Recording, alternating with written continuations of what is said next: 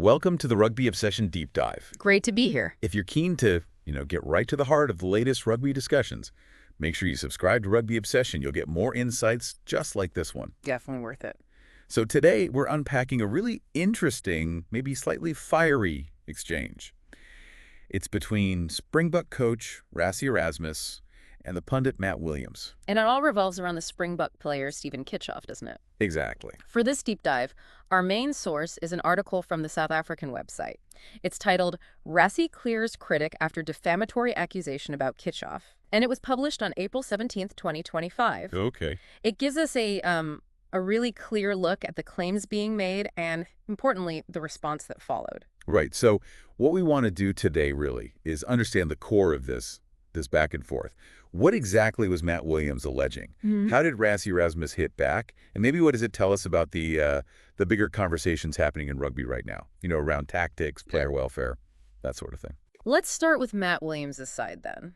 The criticism, now, he's often quite vocal, wouldn't you say? Oh, definitely. A familiar voice. And the article calls him a fiercest critic, specifically of the Springboks bomb squad tactic. Yeah, the 62 split, or sometimes even that 71 split on the bench. Lots of forwards. Precisely. But this time, it seems he's taken that criticism quite a bit further. How so? Well, he's alleged that Steven Kitshoff's really unfortunate neck injury, the career-ending one he got in training with the Stormers. Yeah, tragic situation. He's alleged it's a direct result of Rassie Erasmus's bomb squad approach and the intense scrummaging he thinks comes with it. Wow, okay. That's a direct link he's making there. Does the article quote him? It does. Williams asks something like, we know about brain injuries. What is it doing for brain injuries by bringing fresh guys off the bench? Okay. What's it doing to the guy's spines when it's being compacted unbelievably for 80 minutes? And then he gets specific about Kitshoff. He says, what about Kitshoff? What happened to his spine in South Africa? Do we know if that is as a result of the scrummaging they are put through? Do we know?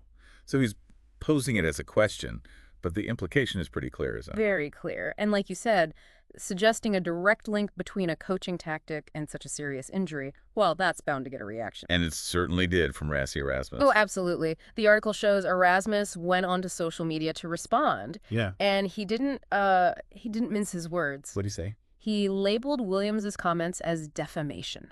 Straight up. Defamation. Strong word. Yeah, and the piece actually includes a screenshot, so you can see Williams's quotes and then Rassie's reply right there. What was the gist of his reply? He started with, "Knee what?"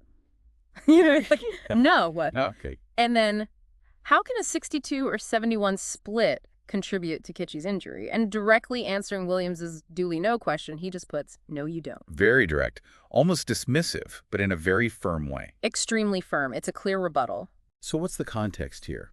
Williams has history with criticizing the bomb squad, right? He does, yeah. The article mentions he's been a long-standing critic. So this isn't totally out of the blue in terms of his views on the tactic itself. But linking it to Kitshoff's specific injury feels like an escalation. Exactly. And Rassie's very strong, very public response, it really underlines how seriously the Springbok camp takes these kinds of allegations, especially when they involve specific player injuries and, well, accusations of causing harm. Absolutely. Player welfare is, it's rightly at the forefront of so many discussions now. So for a pundit to suggest a tactic directly caused a career-ending injury, that's obviously going to trigger a big response. For sure. And the article itself kind of throws it open, doesn't it? It asks the reader, is Rassie justified in his response to Williams' allegations?